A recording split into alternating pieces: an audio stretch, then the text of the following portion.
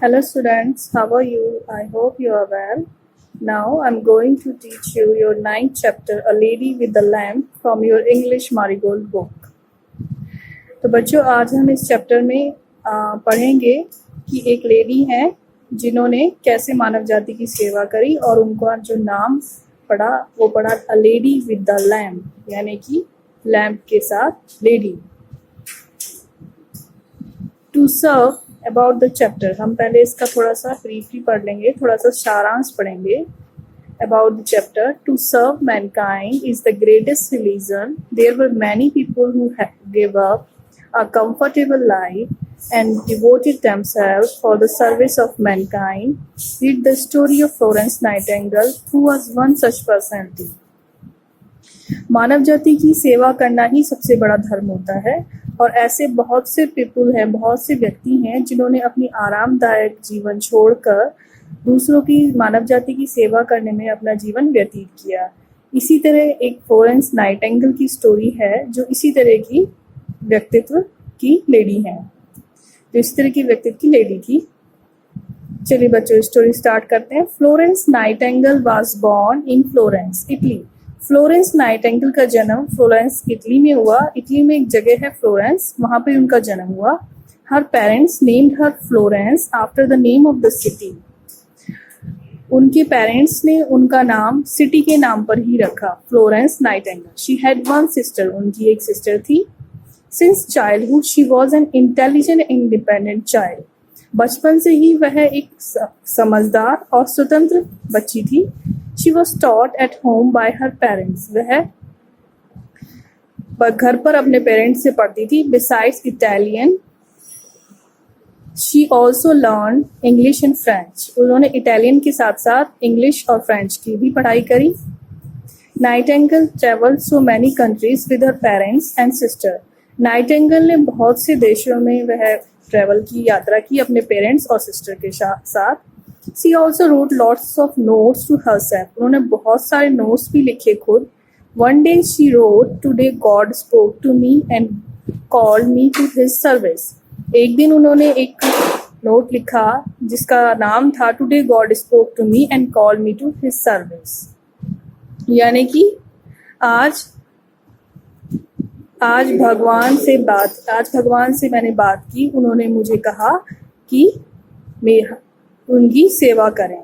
C made up her mind to do something in life. उनके दिमाग में life में कुछ करने की बारे में चलता रहता था। उन्होंने अपने दिमाग में ये बना लिया था कि वे लाइफ में कुछ करेंगी। She wanted to help other people. वह चाहती थी कि वे अदर पीपुल यानी कि और लोगों की सहायता करें। She wanted to become a nurse. वह नर्स बनना चाहती थी। But her parents and her sister did not like her choice. पर जो उनके माता पिता थे और जो उनकी सिस्टर थी, बहन थी, उनको उनकी चॉइस पसंद नहीं थी। Her parents wanted her to settle comfortably by getting her married to a rich man. उनके पेरेंट्स चाहते थे कि वे शादी करके, एक अमीर आदमी शादी करके अपनी लाइफ में सेटल हो जाएं। इन those days ladies from good families did not became nurses. उन दिनों एक अच्छे घर की लेडीज नर्सेज नहीं बनती थी। They were paid very little money and they got little respect from the people. उस वक्त उन्हें बहुत कम पैसे मिलते थे और बहुत ही कम रेस्पेक्ट मिलती थी लोगों से। The hospital in those days were no better. उस समय जो हॉस्पिटल्स थे उनकी कंडीशन अच्छी नहीं थी। The sheets on the beds were never change and the patients were never washed. जो बेड शीट्स थी वो नहीं रोज साफ नहीं होती थी और ना ही पेशेंट्स को रोज नहलाया जाता था। The nurses in the hospitals had to sleep in wooden cages outside the doors of the wards. जो नर्सेज थी वो वार्ड्स के सामने वुडन केजेस, लकड़ी के बने हुए केजेस में बाहर रहती थी। But Florence was not moved by all this. She had made up her mind to become a nurse. पर फ्लोरेंस को इन सब चीज़ों से कोई फर्क नहीं पड़ा और उन्होंने अपने माइंड में बना लिया कि वह एक नर्स बनेंगी। She got her first chance when her grandmother fell ill. यह उनका पहला चांस था जब उनकी दादी माँ बीमार पड़ी। She stayed at the bedside and looked after her. वह उनकी बेड साइड पर ही रहती थी और उनकी देखभाल करती थी। Slowly she began to help the poor people of a village nearby. धीरे धीरे उन्होंने गरीब लोगों की, जो कि गांव में रहते थे, आसपास के गांव में, उनकी सहायता करना शुरू किया, उनकी देखभाल करनी शुरू की. But very soon she found that she could not do her work properly as she did not have the training to do her work.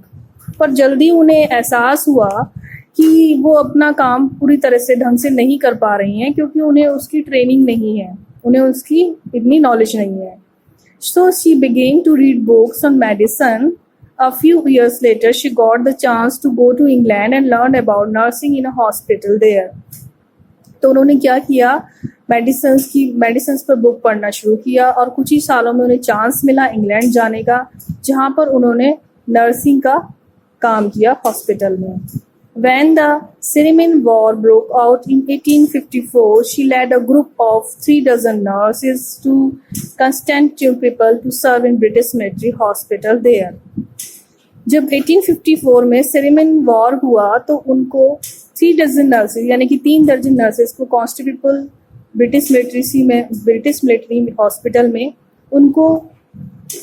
उनकी देखभाल करने के लिए नर्सों को सिखाने का मौका मिला.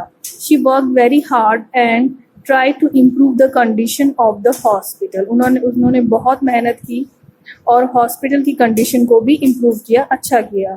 She cleaned up the hospital and built a new kitchen. उन्होंने हॉस्पिटल को साफ किया और एक नया किचन बनाया, which served better food, जहाँ पर अच्छा खाना सर्व किया जाता था. With her own money, she bought new sheets and cloths for her patients. उन्होंने अपने पैसों से नई बेडशीट्स ली, पेशेंट्स के लिए कपड़े लिए. She spent many hours talking to them. Way patient के साथ काफ़ी समय तक बातें करती रहती थी. She tried her best to make them comfortable and happy. वो कोशिश करती थी कि सब उनके साथ कंफर्टेबल रहें और खुश रहें. Every night after working hard throughout the day, she would take a lamp and visit from bed to bed, comforting and solacing the patients. और वो क्या करती थी, दिन भर के बाद वो रात को हर बेड के पास जाकर, लैंप उनके हाथ में होता था, लैंप से जाकर सभी पेशेंट्स को देखती थी कि वो आराम कर रहे हैं, आराम से हैं. The soldiers loving called her the lady with the lamp. जो सैनिक थे वो उन्हें प्यार से the lady with the lamp बोलते थे, यानी कि लैंप के साथ lady. She also founded Nightingale Training School for Nurses and in later years published dozens of books and pamphlets of public health. उन्होंने नाइटिंगेल ट्रेनिंग स्कूल के नाम से भी एक स्कूल की बनाया, जो कि नर्सेस के लिए था. एंड इन लेटर ईयर, कुछ ही सालों में उन्होंने कई दर्जन बुक और पैम्पलेट्स पब्लिक हेल्थ के ऊपर पब्लिश किए. इन 1883 Nightingale was awarded the royal red cross bye queen Victoria of England. 1883 में नाइटिंगेल को रॉयल रेड क्रॉस से सम्मानित किया गया, किसके द्वारा, क्वीन विक्टोरिया ऑफ इंग्लैंड के द्वारा. और in 1907 she became the first woman to receive the order of merit. और 1907 में वह पहली वुमेन थी जिन्होंने ऑर्डर ऑफ मेरिट प्राप्त किया. ठीक है. Florence Nightingale breathed her last in 1913. Florence Nightingale ने अपनी आखिरी सांस सन 1913 में ली. तो बच्चों, आई होप आपको ये चैप्टर समझ में आया होगा. Thank you.